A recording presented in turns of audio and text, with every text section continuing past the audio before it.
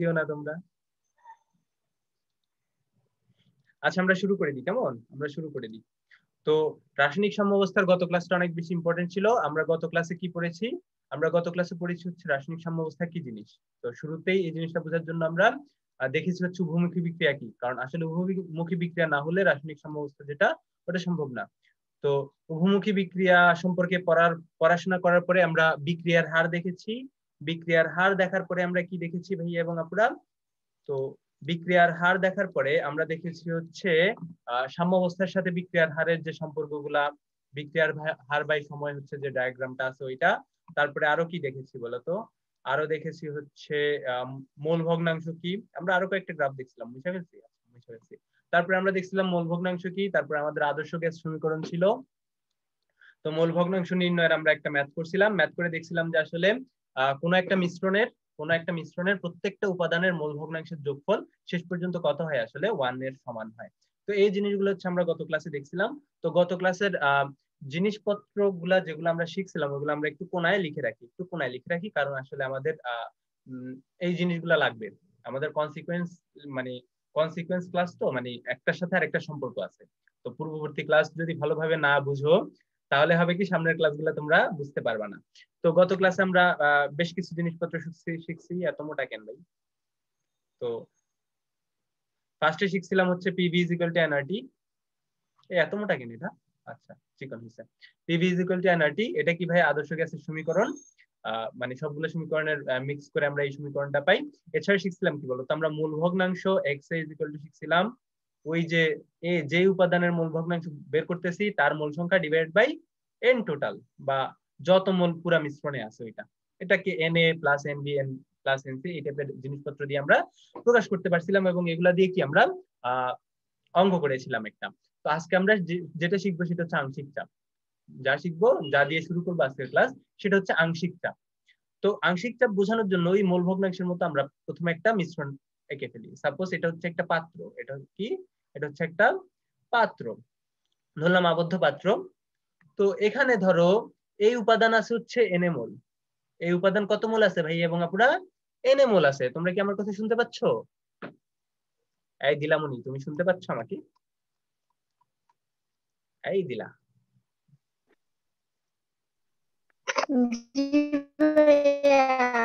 জি ভাইয়া, ঠিক আছে, বুঝতে পারছি তোমার নেটওয়ার্কের অনেক ভালো। জি ভাই, আছে তো ভাইয়া। হ্যাঁ হ্যাঁ হ্যাঁ হ্যাঁ হ্যাঁ।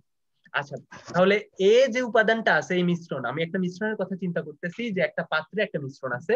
ওই মিশ্রণে এ যে উপাদানটা আছে ওইটা আছে এন এ মোল সংখ্যক। এর উপাদানের মোল সংখ্যা কত ভাই এবং পুরো এন এ। এবং বি যে উপাদানটা আছে তার মোল সংখ্যা হচ্ছে এন বি। তার মোল সংখ্যা কত?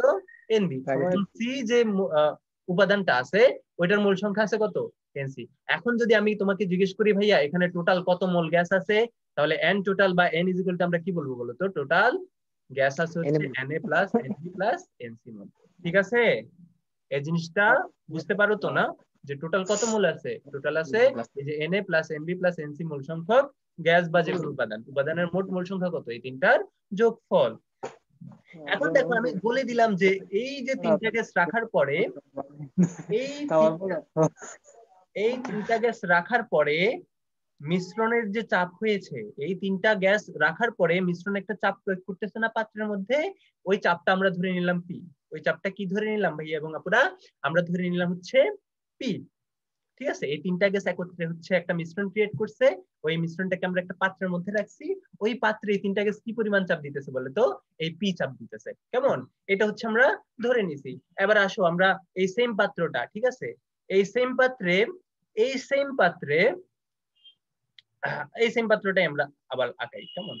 এটার এটা একই পাত্র, এটার এটা কি ভাইয়া এবং আপুরা? একই পাত্র। এই জিনিসটা একটু ভালো করে বুঝবা, বুঝছো? এই জিনিসটা বোঝা অনেক বেশি ইম্পর্টেন্ট। তো ভাইয়া ধরো এই দুইটা হচ্ছে সেম পাত্র। এখন এখানে এই যে এ বি এবং সি তিনটা উপাদান রাখার ফলে মোট চাপ কি আসতেছে বলতো? মোট চাপ আসতেছে হচ্ছে পি। এখন যদি এমন হইতো এই যে বাক্স বা এই যে পাত্রটাতে আছে, এই পাত্রে হচ্ছে এই তিনটে উপাদান না থেকে শুধুমাত্র এই উপাদান থাকতো, কে থাকতো বলো তো ভাইয়া এবং আপুরা? শুধুমাত্র এই উপাদানটা থাকতো।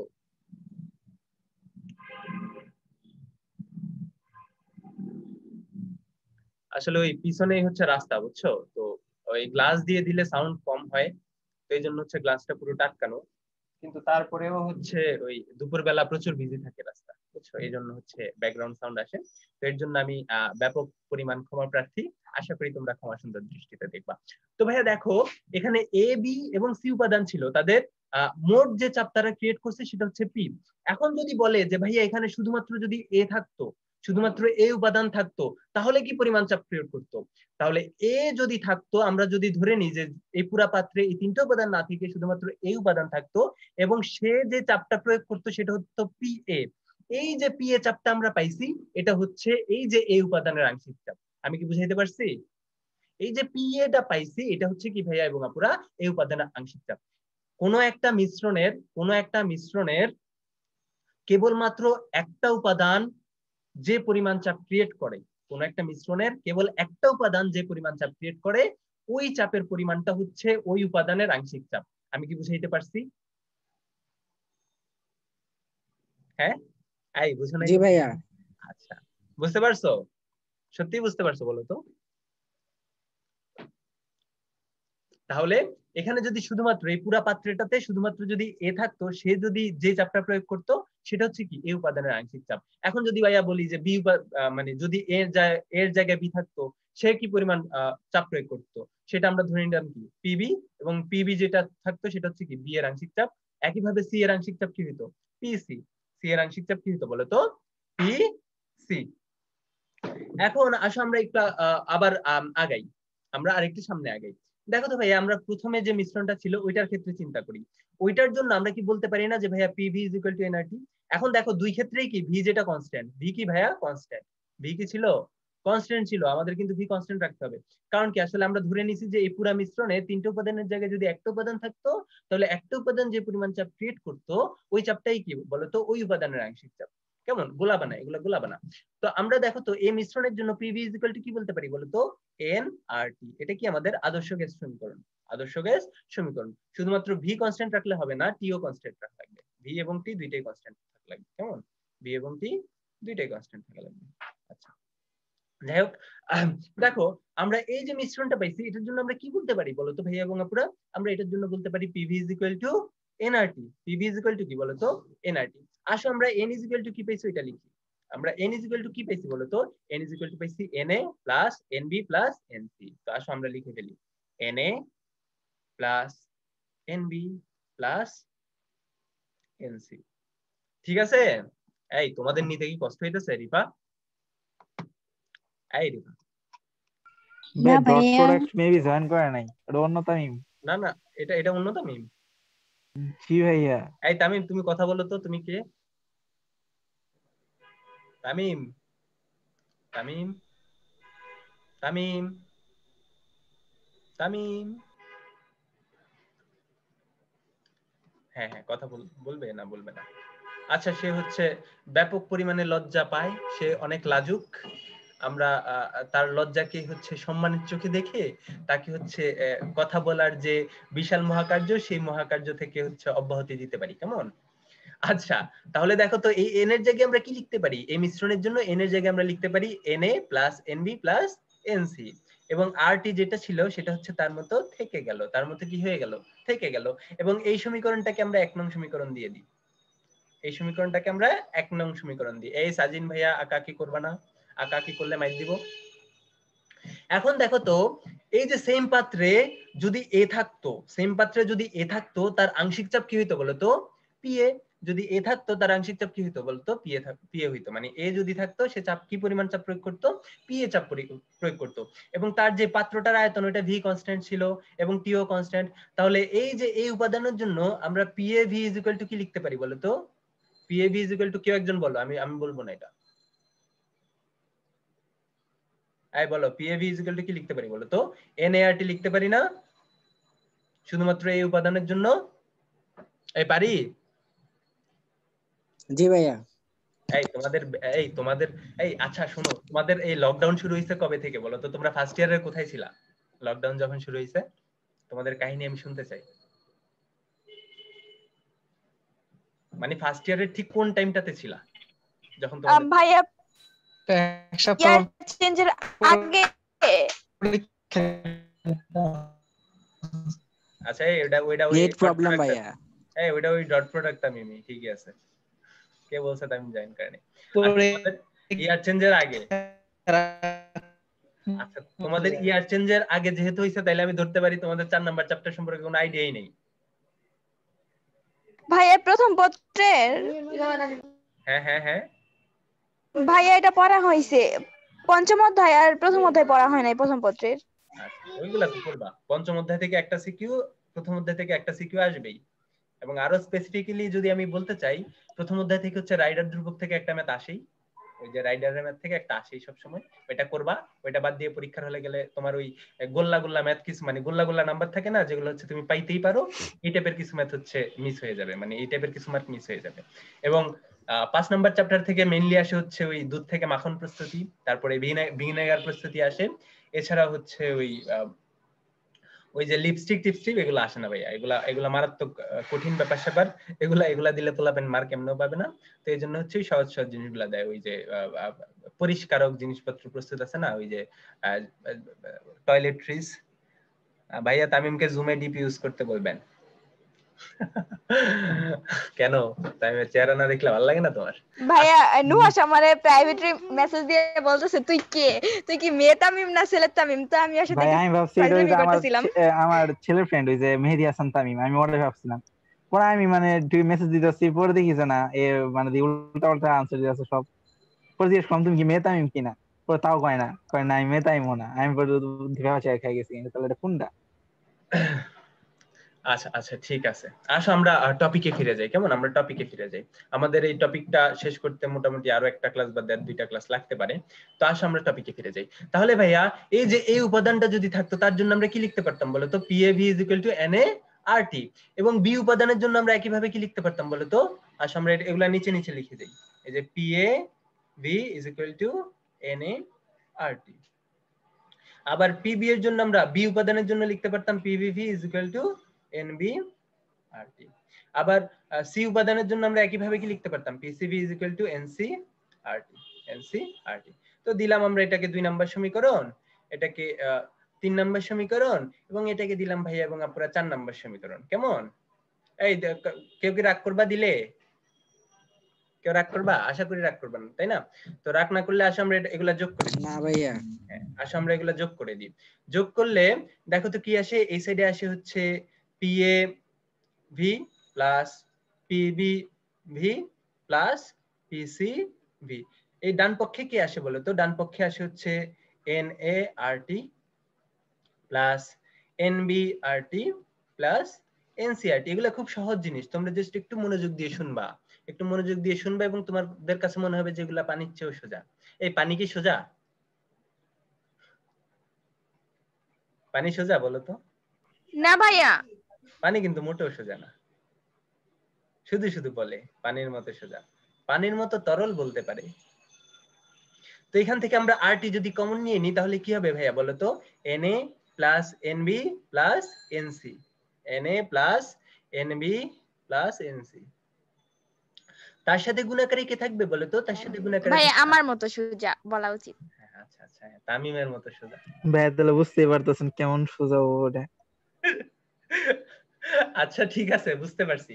এখন দেখো 1 নাম্বার সমীকরণটার দিকে তাকাও। এই যে 1 নাম্বার সমীকরণটা দেখছো, এবং আমরা যে নতুন জিনিসটা পাইছি ওইটার ডান পক্ষ কি বলতো? সমান না? ডান পক্ষ আর বাম, মানে দুইটারই ডান পক্ষে সমান জিনিসপত্র আছে না? অবশ্যই ডান পক্ষ হচ্ছে ডান পক্ষের সমান। ভাইয়া যদি ডান পক্ষের সমান হয় তাহলে বাম পক্ষের সমান হবে না? জি ভাইয়া। অবশ্যই বাম পক্ষের সমান হবে। তাহলে আমরা বলে তো কি বলতে পারি? PV = PAV + PBV + কি বলতো? PCV। এখন পুরো সমীকরণ থেকে V দিয়ে ভাগ করে দাও। পুরো সমীকরণটাকে কি দিয়ে ভাগ করবা? V দিয়ে ভাগ করে দাও। তাহলে P = কি পাবা বলো তো? P = পাবা PA + PB + PC। এটা এই যে আমরা জিনিসটা পাইছি এটারে বলা হয় ডাল্টনের আংশিক চাপ সূত্র। এটারে কি বলা হয় বলো তো? এটারে বলা হয় হচ্ছে ডাল্টনের আংশিক চাপ সূত্র। তোমাদের কি বুঝতে পারছো এটা কিভাবে হইছে বা কি হইছে না হইছে? এতক্ষণ ধরে হচ্ছে বর্ণনা করেছি, আশা করি বুঝার কথা। তো আমরা এখানে যে পিটা পাইছি, আমরা যে এখানে পি পাইছি, পি কি নির্দেশ করে বলো তো? পি নির্দেশ করে মিশ্রণের মোট চাপ। পি নির্দেশ করে কি ভাইয়া এবং আপুরা? পি মোট নির্দেশ চাপ। করে মিশ্রণের মোট চাপ। পি নির্দেশ করে মিশ্রণের মোট চাপ। পি এ কি নির্দেশ করে বলো তো? পি এ নির্দেশ করে হচ্ছে এ যে উপাদানটা ছিল ওই উপাদানের আংশিক চাপ। পিবি কি নির্দেশ করে? বি উপাদানের আংশিক চাপ। পিসি কি নির্দেশ করে বলো তো? সি উপাদানের আংশিক চাপ। এখন সাপোজ এখানে যদি এ বি সি ছাড়াও আরো অনেক উপাদান থাকতো, তাহলে প্রত্যেকটার আংশিক চাপ যোগ করলে আমরা কি পাইতাম? টোটাল চাপটা পাইতাম না? অবশ্যই পাইতাম। তো ডাল্টনের যে আংশিক চাপ সূত্রটা, সেটা কথায় লিখলে এটার বলা হয় ডাল্টনের আংশিক চাপ সূত্র। কেমন? এটা তোমরা সেকেন্ড পেপারের ফার্স্ট চ্যাপ্টারেও পড়ছো, এছাড়াও ফার্স্ট পেপারের ফোর্থ চ্যাপ্টারেও তোমরা এটা পড়তেছো। এটার বলা হয় ডাল্টনের আংশিক চাপ সূত্র। ডাল্টনের আংশিক চাপ সূত্র। তো এটাকে কথায় লিখলে আমরা কি লিখতে পারি বলতো? এটাকে কথায় লিখলে আমরা লিখতে পারি হচ্ছে যে কোনো একটা মিশ্রণের, এটা লিখে ফেলো আমার সাথে সাথে তোমরা, তোমাদের মনে থাকবে। কোনো একটি মিশ্রণের মোট চাপ, কোনো একটি মিশ্রণের মোট চাপ ওই মিশ্রণের উপাদানসমূহের ওই মিশ্রণের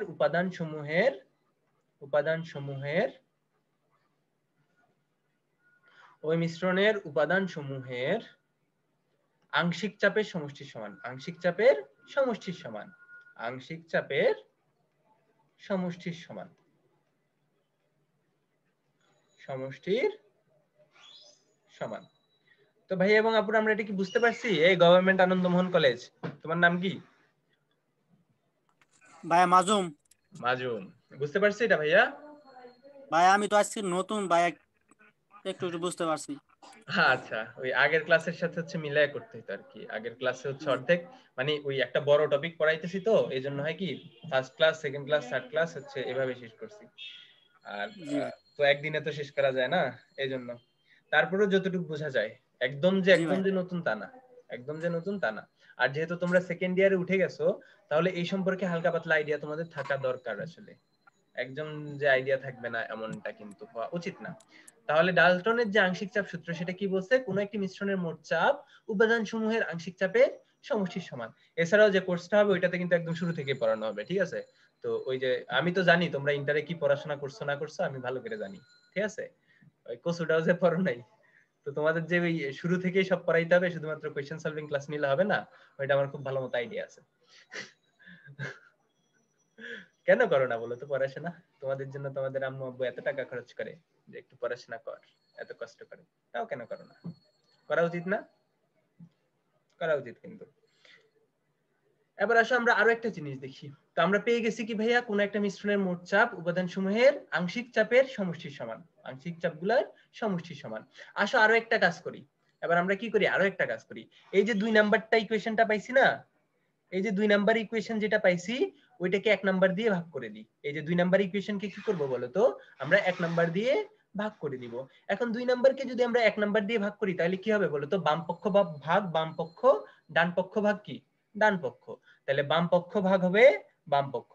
এই যে PAV ডিভাইডেড বাই কি হবে বলো তো? PAV ইজ ইকুয়াল টু ডান পক্ষ ডিভাইডেড বাই ডান পক্ষ। তাহলে ডান পক্ষের নিচে 2 নাম্বারে কি আছে? NART। আর 1 নাম্বারে কি আছে বলো তো? এই যে NA plus NB plus NC into কি বলতো? RT আছে। এই বুঝতে পারছো আমি কিভাবে ভাগ করছি? এই ধরনের ভাগ কি তোমরা করতে পারো? 780 শিখে আসছো না? হ্যাঁ জি ভাইয়া। আচ্ছা আচ্ছা, জি ভাইয়া, এগুলা শিখে আসছি, এগুলা পারে, তামিমও পারে। তো এবার দেখো তো এখান থেকে আমরা কি বলতে পারি বলতো? এই যে ভি আর এই যে ভি হচ্ছে কাটটা, এই যে আর, এই যে টি, এই যে আর, এই যে টি হচ্ছে কাটটা। তাহলে কি থাকে বলতো? P A divided by P থাকে, আর ডান পক্ষে কে থাকে বলতো? ডান পক্ষে থাকে n A divided by n A plus n B plus n C. এখন কেউ কি আমাকে বলতে পারবা এই যে n A divided by n A plus n B plus n C আসলে কি মিন করে? আসলে মিন করে এই যে এ যে উপাদানটা আছে তার কি? আংশিক চাপ। তার কি? আংশিক চাপ। মোল ভগ্নাংশ, সরি। আংশিক চাপ বলে তুমি আংশিক চাপ বলবা? মোল ভগ্নাংশ, বোকা মেয়ে। এটা কি বলতো? ভাইয়া এটা হচ্ছে এই উপাদানের মোল ভগ্নাংশ। এটা কি? এই উপাদানের মোল ভগ্নাংশ। উপাদানের কি বলতো? মোল ভগ্নাংশ। আমরা মোল ভগ্নাংশ কি পাইছি বলতো? মোল ভগ্নাংশ পাইছি যে উপাদানটার মোল ভগ্নাংশ ওই উপাদানের মোল সংখ্যা ডিভাইডেড বাই টোটাল মোল সংখ্যা। যে উপাদানটা মোল ভগ্নাংশ আমরা নির্ণয় করব ওই উপাদানের মোল সংখ্যা ডিভাইড বাই টোটাল যে মোল আছে ওই মোল সংখ্যা আর কি। এই দুইটার যে অনুপাত ওইটা আমরা কি পাই বলতো? মোল ভগ্নাংশ পাই। ভাইয়া আমাদের আঞ্চলিক ভাষায় কচ্ছপকে কাট্টা বলে। আচ্ছা, কাট্টা মানে তো ছুরি। এই ব্যাচের পোলাপাইনের প্রতি আমি মারাত্মক অসন্তুষ্ট, বুঝছো? তাদের অ্যাসাইনমেন্ট দিতে বলছি, তারা হচ্ছে দিছে 14 জন। আজকে ক্লাস তো মোটে অর্ধেকও আসেনি। অর্ধেক আসছে, অর্ধেকও আসেনি। অর্ধেক তো আসলে হইতো, অর্ধেকও আসেনি। ভাইয়া ব্যাচের গুলোর ধারণা হইতাছে মানে আপনি তো পরবর্তী কোর্স হবে এটা পড়াবেনি, হ্যাঁ, আমাদের চিন্তা ভাবনা এজন্যই সেরকম। দেখছে আসলে ফুল ডে পড়াইতেছি আবার, এজন্য হচ্ছে তারা ওই পাত্তা দেয় না। আচ্ছা, তো এই যে এই জিনিসটা, এটা কি বলতো? এই উপাদানের মোল ভগ্নাংশ, এবং এটাকে আমরা কি দিয়ে প্রকাশ করতে পারি বলতো? মোল ভগ্নাংশকে আমরা প্রকাশ করি x দিয়ে, এবং যেহেতু এই উপাদানের মূল সংখ্যা, তাই হচ্ছে আমরা মোল ভগ্নাংশ, তাই হচ্ছে আমরা x এর নিচে ছোট করে a লিখে দিব। এ দিয়ে কি বোঝায় বলতো? এই উপাদানটার মূল সংখ্যা। তাহলে আমরা এই যে pa divided by p is equal to আমরা কি পাই বলতো? x এ। এখান থেকে একটা খুব সুন্দর জিনিস আমরা পাই, এখান থেকে আমরা খুব সুন্দর একটা জিনিস পাই। আমরা pa ইজ ইকুয়াল টু কি পাই বলতো? x এ p into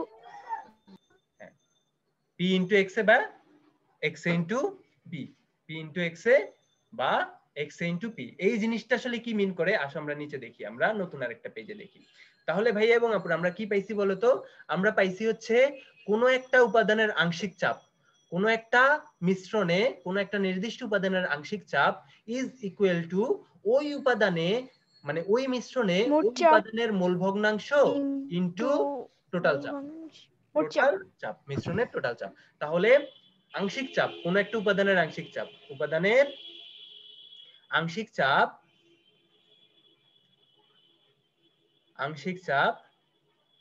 is equal two ওই উপাদানের মোল ভগ্নাংশ। কি ভাইয়া? ওই উপাদানটার মোল ভগ্নাংশ, তাকে আমরা কি দিয়ে গুণ করি বলতো? ইনটু মোট চাপ দিয়ে গুণ করি। এই আমি কি তোমাদের এটা বুঝাইতে পেরেছি? আশা করি পেরেছি। যদি পেরে থাকি আসো আমরা একটা ম্যাথ করি। আসো আমরা কি ভাইয়া? হ্যাঁ, ভেরি গুড, ভেরি গুড। আসো আমরা তাহলে একটা ম্যাথ করে ফেলি। কেমন? ম্যাথ করতে তো কারো সমস্যা নাই, ম্যাথই আসবে। এই 4 নাম্বার চ্যাপ্টারে আমি বলি, 4 নাম্বার চ্যাপ্টারে মোট পার্ট আছে 4টা।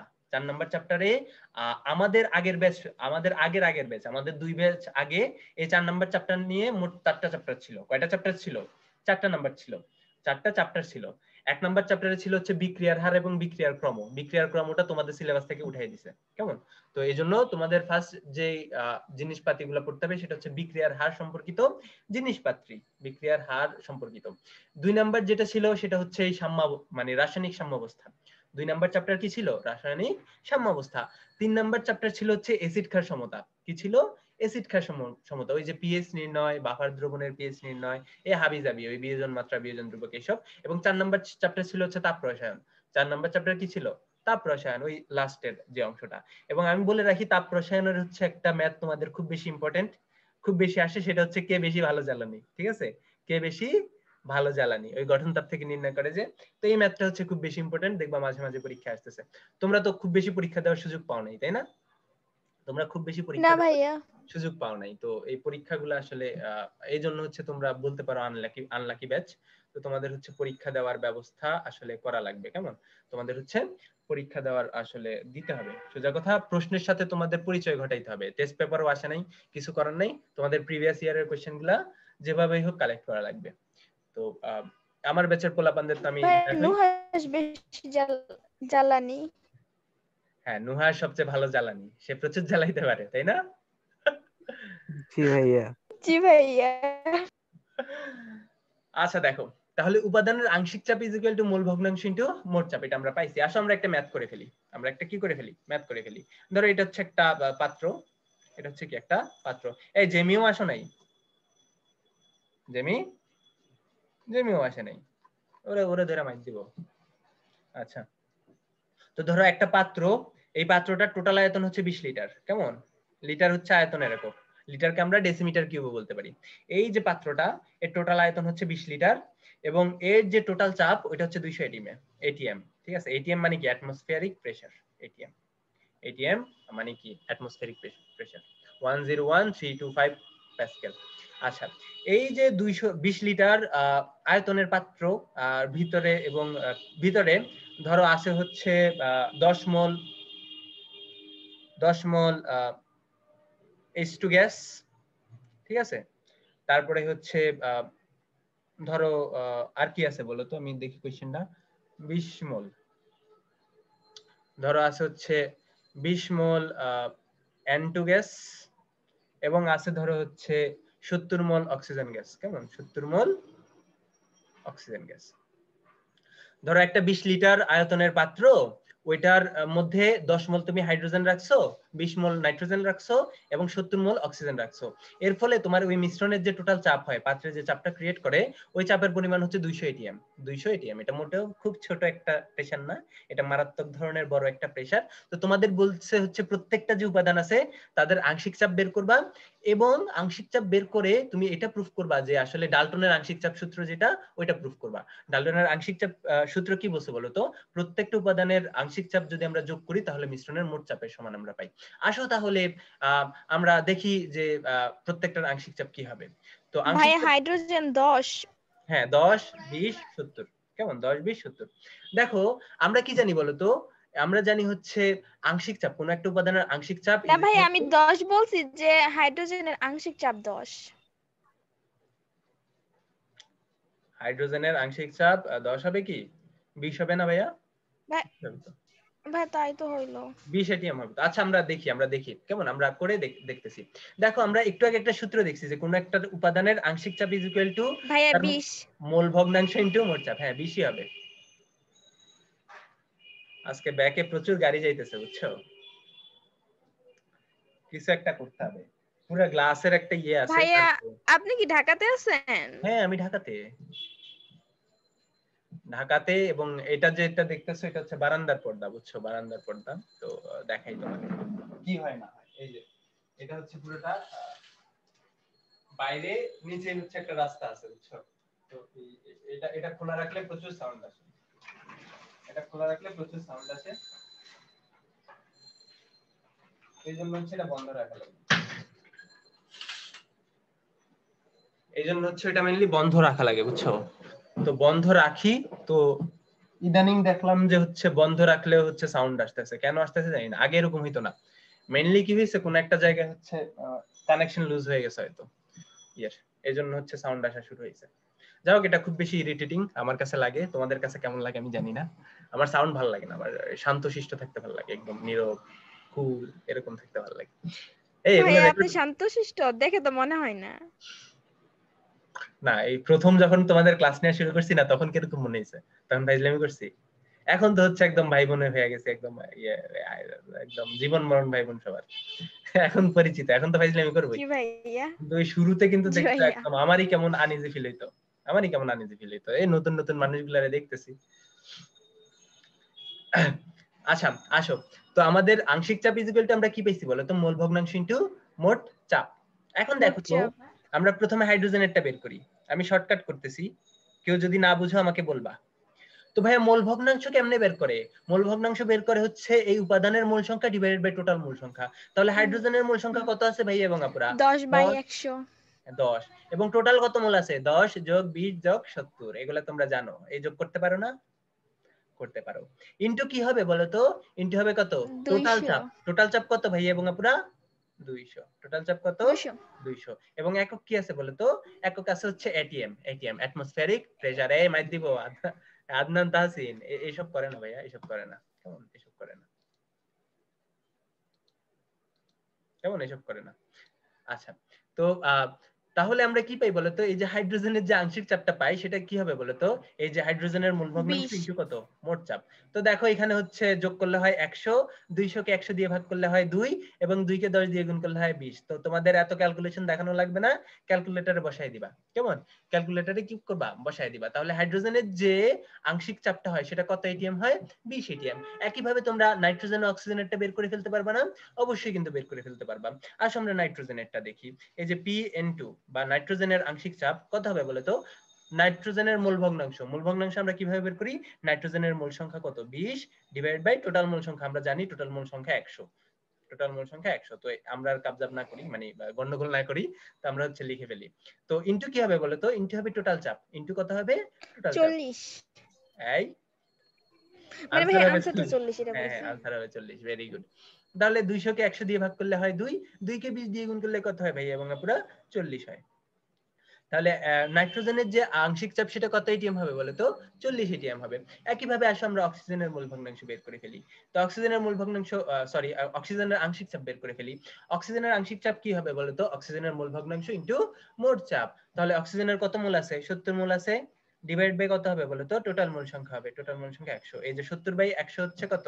অক্সিজেনের মোল ভগ্নাংশ। তার সাথে আমরা গুণ করব কি বলো তো? মোট চাপ। তো একক কি হবে বলো তো? এটিএম।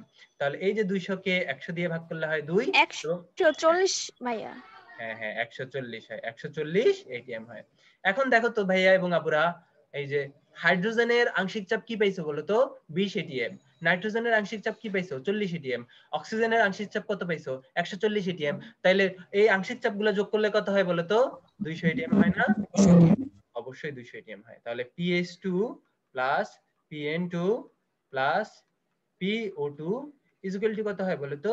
20 যোগ 40 যোগ 140 সমান কি হবে বলো তো? 200। এটাই কি বলো তো? টোটাল চাপ পি। এটাই টোটাল চাপ পি ছিল না? এটাই কিন্তু টোটাল চাপ পি ছিল। তো তোমরা কি এই আংশিক চাপের কনসেপ্টে আর কখনো মারা খাবা ভাইয়া এবং আপুরা? এই ছেলেরা, এই বুশরা, বুশরা না ভাইয়া। আচ্ছা তামিম খাবে না, দিলা, বুশরা, তারপরে আদনান, তারপরে আর কি আছে? সাজ্জাদ। না ভাইয়া, ভাইয়া বুঝতে পারছি। আচ্ছা ভেরি গুড। বুঝতে পারলেই হয়েছে, বুঝাটা হচ্ছে মেইন। তো বুঝতে পারলেই তোমরা এক্সামে লিখতে পারবা এবং এক্সামে ভালো করতে পারবা। কারণ হচ্ছে এই ওই পড়াশোনা করে আসলে খুব বেশি লাভ নাই, বুঝছো? পড়াশোনা করে খুব বেশি লাভ নাই। লাভ কোথায় আছে? লাভ হচ্ছে রেজাল্টে আছে। তুমি যদি পড়াশোনা করে না করে ভালো রেজাল্ট করতে পারো তাহলে আলহামদুলিল্লাহ, করে ফেলবা, ঠিক আছে? আলটিমেটলি তোমার রেজাল্টটাই সবাই দেখবে। কেমনে পাইছো কেমনে না পাইছো এগুলা কেউ দেখবে না। তো আলটিমেটলি রেজাল্টটা তোমার ভালো করা লাগবে। এবং খুব অপ্রিয় সত্য কথা হচ্ছে ওই পড়াশোনা না করে ভালো রেজাল্ট করা যায় না। সেই জন্য হচ্ছে পড়াশোনা করাই লাগে। আর তোমাদের তো কোয়েশ্চেন ফাঁস হওয়ার কোনো ইয়ে নেই, সুযোগ নেই।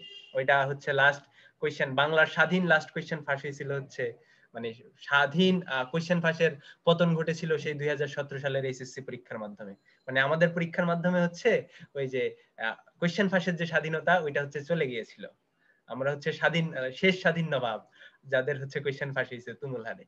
তো তারপরে আর কখনো কোয়েশ্চেন খুব একটা ফাঁসা নেই। সরকার এটাকে নিয়ন্ত্রণ করতে পারছে পরে, এজন্য সরকারকে অভিনন্দন, না জানাইলেই না। এবং কোয়েশ্চেন ফাঁস হওয়া শুরু হয়েছিল কবে জানো? 2014 সালে। 2014 থেকে 2014 ভাইয়া 13 থেকে। 13 থেকে? আচ্ছা যা হোক, হ্যাঁ 13 আমরা থেকে যখন পিএইচডি দিছি তখন। আচ্ছা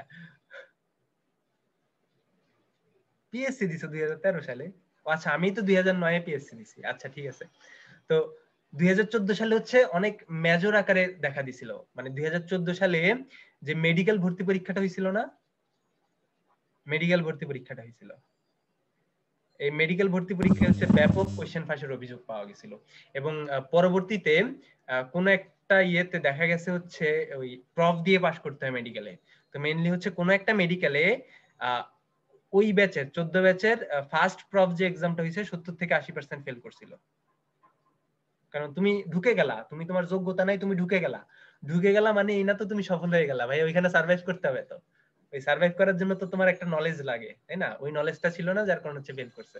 তো আলটিমেটলি ফেল ইজ তো করবি, তো ওইখানে যাওয়ার কি দরকার ছিল ভাই? দরকার নেই তো। আজান দিয়ে দিছে। আচ্ছা আমরা গল্প না করি, আমরা আগাই, কেমন? আমরা আগাই। তো আমাদের আংশিক চাপ জানলাম, মোল ভগ্নাংশ জানলাম, বিক্রিয়ার হার কি এটাও জানলাম, কেমন? তো আমাদের যেই আরো একটা কিছু লাগবে, আমরা মেইনলি পড়াশোনা করতেছি সাম্য ধ্রুবক করার জন্য। এই সাম্য ধ্রুবক করার জন্য আমাদের যেই টার্মগুলো লাগবে ওই টার্মগুলো হচ্ছে আমরা শিখে শিখে আস্তে আস্তে উপরের দিকে যাচ্ছি। তো আরেকটা যে টার্ম লাগবে সেটা হচ্ছে ঘনমাত্রা। কি লাগবে ভাই এবং আপুরা? ঘনমাত্রা। তো এই ঘনমাত্রা কি তোমরা জানো? ঘনমাত্রা কি? নির্দিষ্ট তাপমাত্রায় প্রতি লিটার দ্রবণে দ্রবীভূত দ্রবের মোল সংখ্যা। সাপোজ নির্দিষ্ট একটা টেম্পারেচারে কোন একটা উপাদানের n মোল আছে v লিটার আয়তনের একটা দ্রবণে, তাহলে তার যে মোলারিটি ওটাকে যদি আমরা c দিয়ে প্রকাশ করি, c ইজ ইকুয়াল টু কি হবে বলো তো n divided by v litre এককে, মোল সংখ্যা ডিভাইডেড বাই কি আয়তন কোন এককে বলো তো লিটার এককে। এই জিনিসটা হচ্ছে তোমাদের মাথায় রাখা লাগবে। এবং এই যে মোল সংখ্যা একে c দিয়ে, এই যে মোলারিটি বা ঘনমাত্রা এটাকে আমরা c দিয়ে প্রকাশ করতে পারি এবং s দিয়ে প্রকাশ। আচ্ছা আজানের জন্য একটু ওয়েট করি কেমন।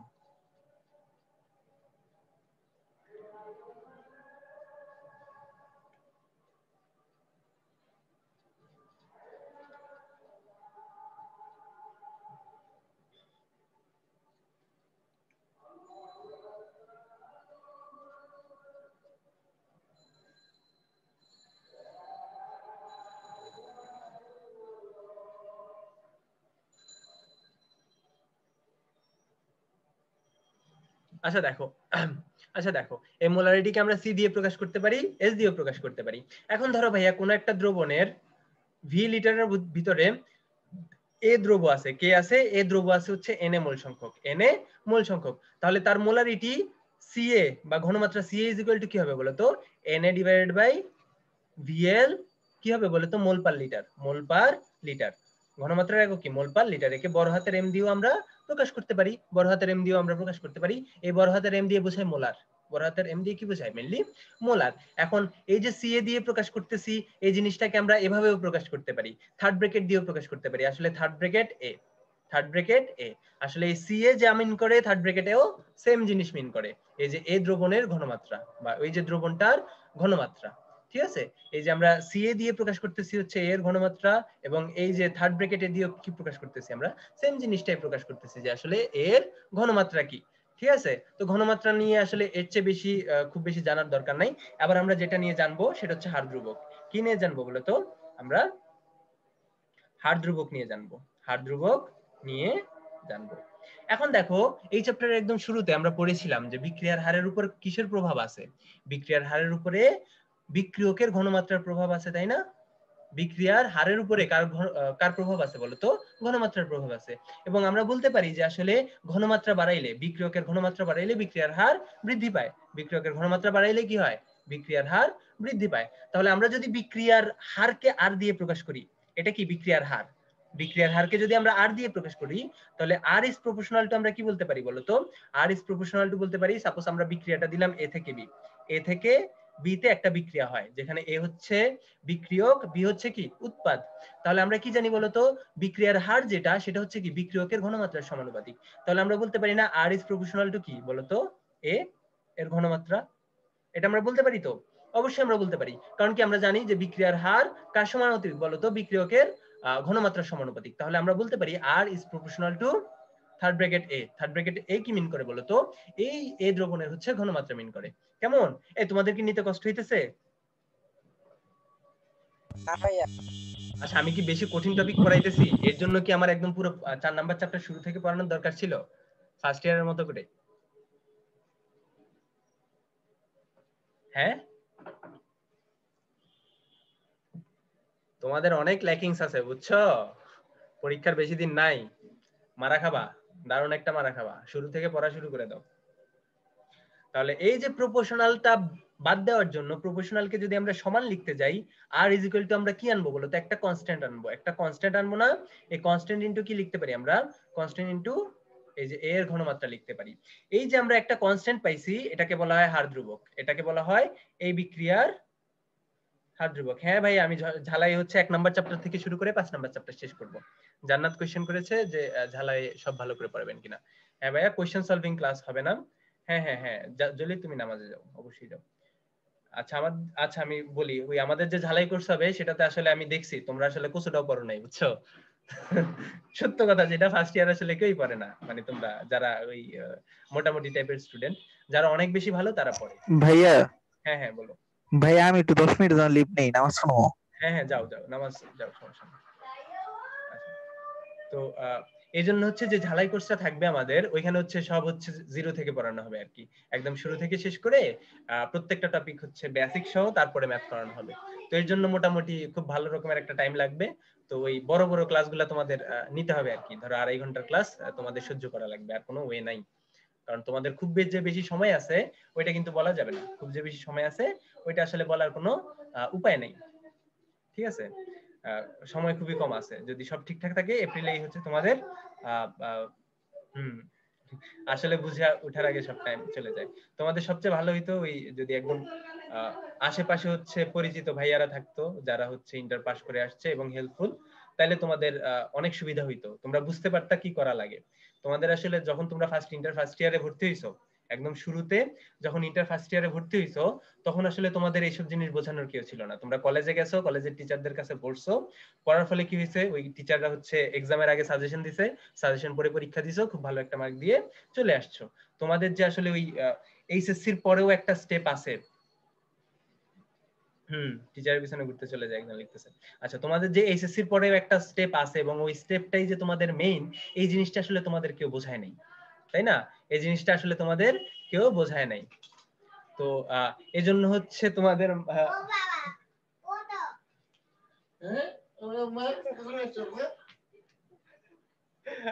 আচ্ছা আচ্ছা আচ্ছা আচ্ছা আচ্ছা আচ্ছা আচ্ছা আচ্ছা রায়হা,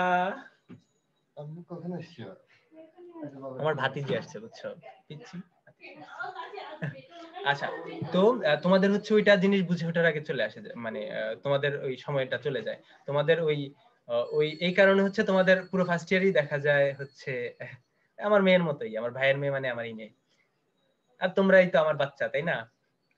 ভাইয়ের বয়সী, তারপরে টিচার তো বাবাই, তাই না? তো যেটা বলতেছিলাম, ওই যে ওই প্রচুর টাইম কিন্তু তোমাদের ওয়েস্ট হয়ে গেছে, এবং আমি তোমাদের পড়ায় বুঝতেছি আসলে তোমরা কিছুই পড়ো নাই, তোমরা কিছুই পড়ো নাই আর কি। হ্যাঁ, এখনো সময় আছে, এখনো যদি পড়ো তোমরা ভালো করতে পারবা, কিন্তু আরো যদি 1-2 মাস, কেন পারবা আমি বলি, এখন যদি কলেজ টলেজ খোলা থাকতো তাইলে কিন্তু পারতা না, কলেজ টলেজ যদি খোলা থাকতো তাইলে কিন্তু পারতা না, পরীক্ষার উপর দিয়ে চলে যেত। তোমরা কিন্তু বন্ধ পাইছো করোনার জন্য, আসল কথা হচ্ছে তোমরা বন্ধ পাইছো, এই বন্ধটা হচ্ছে তোমাদের কাজে লাগাইতে হবে।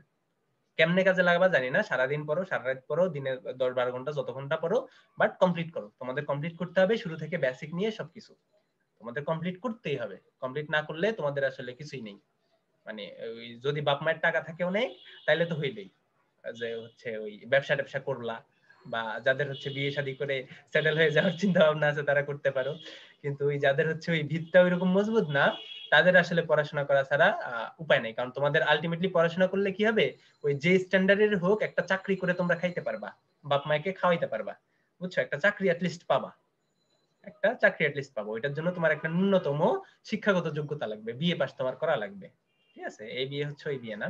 তো এখনো যদি কেউ পড়াশোনা শুরু করো, হ্যাঁ পারবা, অবশ্যই পারবা, কিন্তু আরেকটু যদি লেট করো দেরি হয়ে যাবে, আরেকটু যদি লেট করো অনেক বেশি দেরি হয়ে যাবে, অনেক বেশি দেরি হয়ে যাবে। আর আমি তো বললামই যে তোমাদের পড়াইতে যে আমি আসলে বুঝছি যে তোমাদের অবস্থা কি, মানে আমি তো শুরুতে ভাবতাম হয়তো সেকেন্ড ইয়ার পড়াচ্ছি, ওই মোটামুটি টাইপের একটা আইডিয়া দিলে এক্সামের কোশ্চেন সলভ করাই দিলে হবে, কিন্তু না রে বাবা না, মানে পড়াইতে যে বুঝছি পোলাপানের বেসিকই নড়বড়ে, বুঝছো?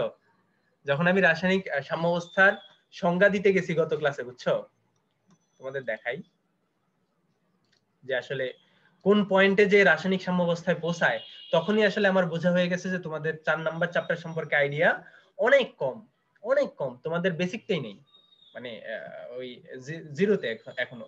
তো এই জিনিসগুলো আসলে তোমরা কেন শিখো নাই আসলে আমি জানি না। আচ্ছা আচ্ছা, শিহাব বলতেছে সে অনেক কিছু পারতো, তো সে হচ্ছে কথা বলতে পারতেছে না, তার হচ্ছে নেট খারাপ, এই জন্য হচ্ছে আমরা বুঝতেছি না যে সে আসলে পারতো। আচ্ছা ঠিক আছে, তো আসো আমরা এই যে কেটা পাইছি না, কে যে একটা ধ্রুবক পাইছি না, এই কে কে বলা হয় হচ্ছে হার ধ্রুবক। কে কে বলা হয় কি ভাইয়া? হার ধ্রুবক। এখন কে কে আমরা কিভাবে সংজ্ঞায়িত করব?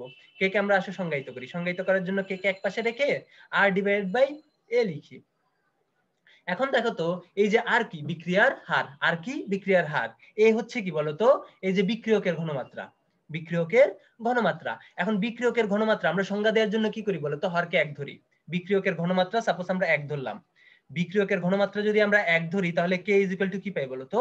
বিক্রিয়ার হার পাই না? তাহলে আমরা কি বলতে পারি বলো তো? একক ঘনমাত্রার বিক্রিয়কের জন্য বিক্রিয়ার হার হচ্ছে কি? হার ধ্রুবক।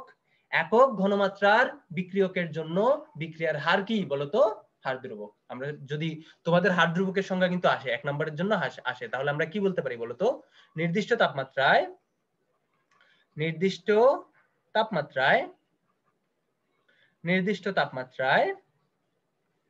একক ঘনমাত্রার বিক্রিয়কের জন্য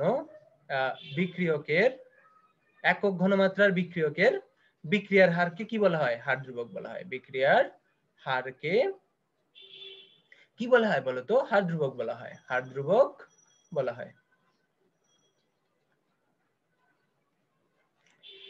তাহলে কেউ যদি আমাকে জিজ্ঞেস করে যে ভাইয়া বলো তো যে বিক্রিয়ার হার ধ্রুবক কাকে বলে, তোমরা কি বলবা? নির্দিষ্ট তাপমাত্রায় একক ঘনমাত্রার কোন বিক্রিয়কের বিক্রিয়ার হারকেই আমরা কি বলি বলতো? হার ধ্রুবক বলি। আমি ক্লিয়ার করতে পারছি? শিহাব, রিফা, দিলা, জান্নাত, যারা যারা আসো, আশা করি ক্লিয়ার করতে পারছি না ভাইয়া এবং আপুরা? পারছি ভাইয়া? হার ধ্রুবকে চাপের কোনো প্রভাব নাই? হ্যাঁ হ্যাঁ ভাইয়া, আচ্ছা। এই যে আমরা এই ধ্রুবকগুলো আছে ওইগুলা ঘনমাত্রার জন্য প্রকাশ করতে পারি, চাপের জন্য প্রকাশ করতে পারি। কেমন? ঘনমাত্রা দিয়েও প্রকাশ করতে পারি, চাপ দিয়েও প্রকাশ করতে পারি। তো এগুলো হচ্ছে আমরা ভরক্রিয়া সূত্র যখন জানবো পড়বো তখন হচ্ছে আমরা নেক্সট টপিক পড়বো ভরক্রিয়া সূত্র। এখানে আসলে আমরা দেখবো যে আসলে শুধুমাত্র ঘনমাত্রা না, আরো একটা জিনিসের উপর ডিপেন্ড করে এই হার ধ্রুবকগুলা। ওইটা কি? ওইটা হচ্ছে আংশিক চাপ। ওইটা হচ্ছে কি? আংশিক চাপ। এখন যতটুকু পড়াইছি ভাইয়া, এই যে আংশিক চাপ এবং তারপরে হচ্ছে আমি পড়াইলাম হার ধ্রুবক, এগুলাতে কারো কোনো সমস্যা আছে বলো তো? এগুলাতে কারো কোনো সমস্যা আছে? না না। তো তোমরা শিখছো, নতুন কিছু না শিখছো? ভাইয়া। আচ্ছা, যদি তোমাদের কোনো সমস্যা না থাকে জি ভাইয়া। তাহলে হচ্ছে আমি আজকের ক্লাস হচ্ছে এখানেই রেখে দিব, কারণ আমি বুঝতেছি তোমরা আসলে কমপ্লিটলি নতুন একটা জিনিস শিখতেছো, তোমাদের ব্যাপক সমস্যা আছে। তো এজন্য হচ্ছে আমি আর আগাবো না। পরের যে ফ্রি ক্লাসটা দিব ওইটাতে হচ্ছে আমরা ভরক্রিয়া সূত্র থেকে শুরু করব। ভরক্রিয়া সূত্র থেকে শুরু করে আমরা কি কি শিখবো? আমরা কেসি শিখবো, কেপি শিখবো, এবং যদি দুইটা ক্লাস দেওয়া যায় তাহলে হচ্ছে আমরা কেসি কেপির ম্যাথও করতে পারবো। কেসি কেপির কি করতে পারবো বলো তো? ম্যাথ যেগুলো আছে রিলেটেড ওইগুলোও কিন্তু আমরা করতে পারবো। তো আসো আমি স্ক্রিনটা শেয়ারটা অফ করে দিই।